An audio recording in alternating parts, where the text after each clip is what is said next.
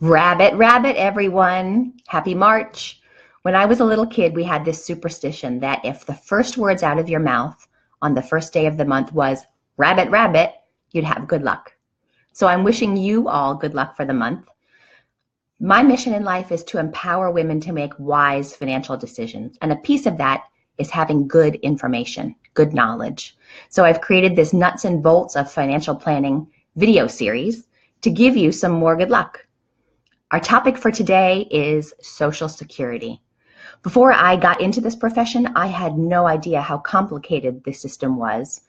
And I think a lot of the women I encounter don't know the basics about it.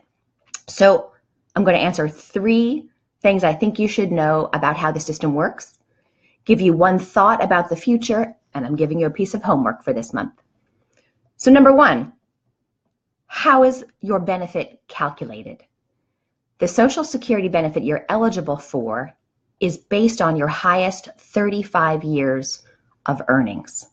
That's a long time, 35 years. And as we know, many women take time out of the workforce or work part-time, maybe even some time under the table for caregiving. So that can affect what your benefit might look like. If you're married, you're entitled to either receive the benefit based on your earnings record or 1/2 of what your spouse gets. Now realize that does not reduce your spouse's benefit. So it's a good idea to find out what your spouse's benefit is too. So that's how your benefit's calculated. Number 2, when can you start getting your benefits? There's something called your full retirement age. And if you were born before 1938, your full retirement age was 65. If you're born after 1959, your full retirement age is 67. And if you're born in the middle, it's somewhere in between. So that's the time when you can get your unreduced benefit amount. You can claim benefits as early as 62, but then you'll get a lower benefit amount for the rest of your life. You can also wait beyond your full retirement age and claim as late as age 70. And each year you wait from your full retirement age to 70, you actually get an 8% bump in your benefits that lasts the rest of your life. So if you can wait, it's great, but of course you have to have something in between. Number 3 question, what if you're divorced or widowed? I'll tackle divorced first.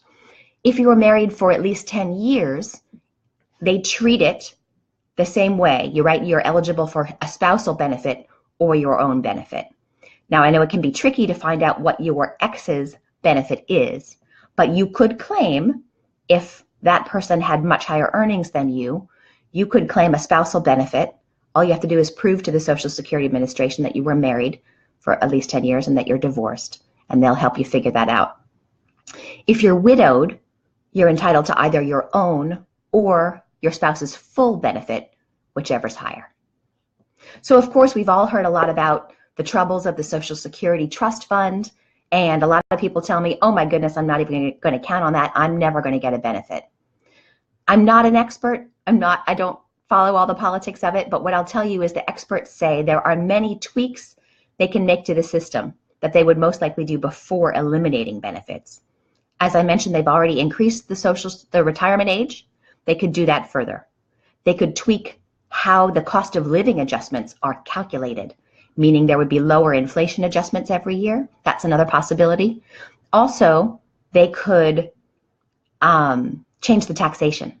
Yes, Social Security benefits partly count as taxable income, and they can change how that's calculated, which is another way of kind of, squeezing more dollars out of the system.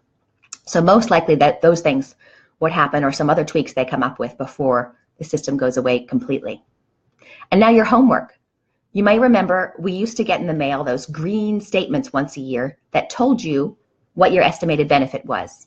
Now you only get those if you're 60 or over. So please go log on to the Social Security Administration. So it's socialsecurity.gov.